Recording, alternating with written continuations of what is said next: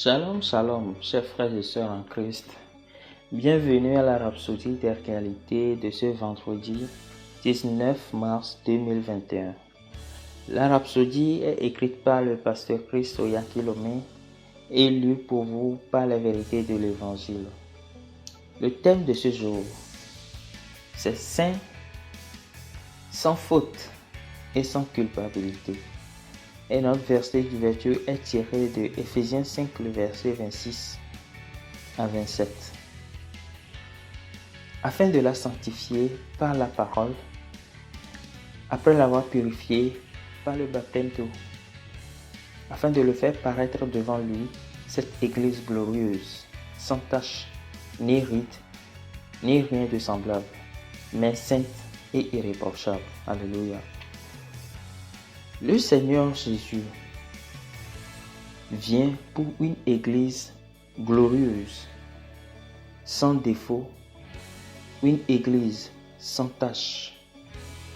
Vous dites, est-ce possible? Absolument. C'est de cela qu'il s'agit quand on parle de son œuvre rédemptrice. Colossiens 1, le verset 22 à 21, la version CEV dit: Vous étiez éloignés de Dieu. Vos pensées ont fait de vous ses ennemis et vous avez fait de mauvaises choses. Mais son Fils est devenu un humain. Il est mort. Ainsi, Dieu a fait la paix avec vous. Et maintenant, il vous laisse vous tenir en sa présence en tant que personne sainte, irréprochable et innocente. Par le sacrifice de son propre corps en tant que paiement pour le péché en votre nom, vous demeurez maintenant dans sa présence. Il n'y a aucune inimitié entre vous et le Père. Lisez Ephésiens 2, le verset 13 à 16. Comme il est réconfortant de connaître la vraie nature et le caractère de notre Père céleste. Il nous a amenés vers lui. Jacques 1, le verset 5 dit qu'il ne fait pas de reproches, ce qui signifie qu'il ne vous reproche pas ou ne vous critique pas. Il ne vous blâme de rien. Il ne vous impute pas vos péchés. La référence est dans 2 Corinthiens 5, le verset 19. Vous êtes libre de toute accusation. Vous avez été justifié. Pas étonnant que Paul soit devenu poétique dans Romains 8, le verset 33 à 34, en disant: Qui accusera les élus de Dieu? C'est Dieu qui justifie. Qui les condamnera? Christ est mort, bien plus, il est ressuscité.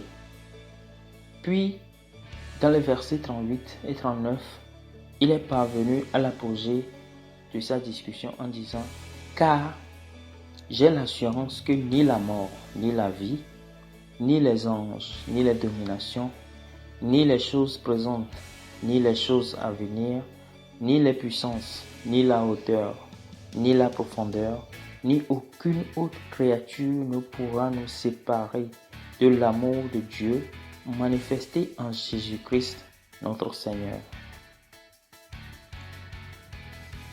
Jésus-Christ est déjà mort pour vous.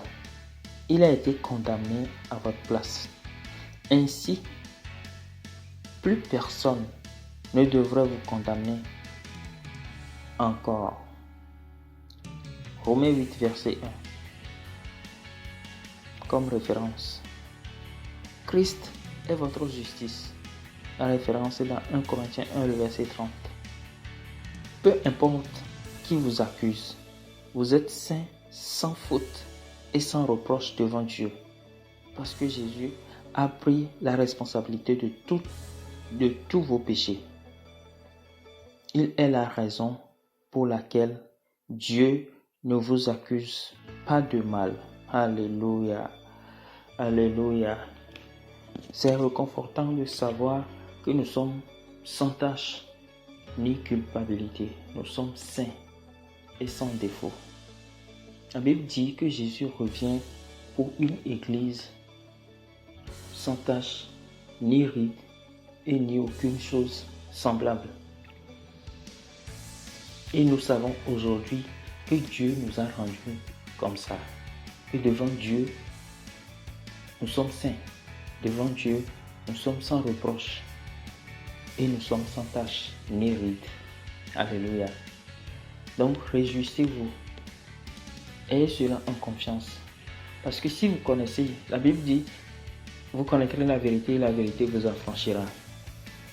Il y en a aujourd'hui qui pensent ou bien qui se posent la question de savoir s'ils sont dignes d'être enlevés, s'ils sont dignes pour le Seigneur. Eh bien, vous venez d'avoir votre réponse. Vous êtes dignes parce que vous êtes saints devant Dieu. Quel que soit ce qu'une personne quelconque vous dise, quel que soit ce que les autres pensent de vous, ce n'est pas ce que Dieu pense de vous.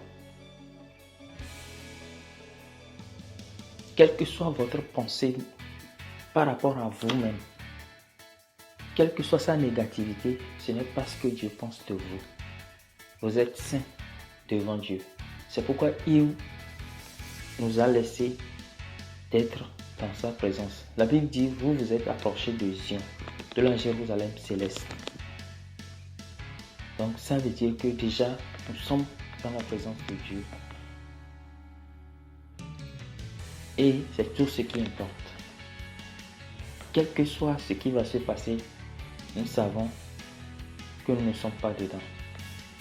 La Bible dit que quand nous savons que tel il est, tel nous sommes, c'est pourquoi nous avons l'assurance au jour du jugement. Donc ayez cette assurance en vous maintenant, au nom de Jésus. Nous allons prendre la prière que nous allons répéter tous ensemble. Cher Père, je te remercie pour le sacrifice ultime par lequel je me trouve maintenant justifié en ta présence. Je suis la justice de Dieu en Jésus-Christ, sans blâme et irréprochable à tes yeux. Merci de m'avoir introduit dans cette nouvelle vie de justice où je domine et règne avec Christ pour toujours. Au nom de Jésus. Amen. Amen. Alléluia. Merci à vous, chers frères et sœurs. Et on se dit à demain. Bye bye.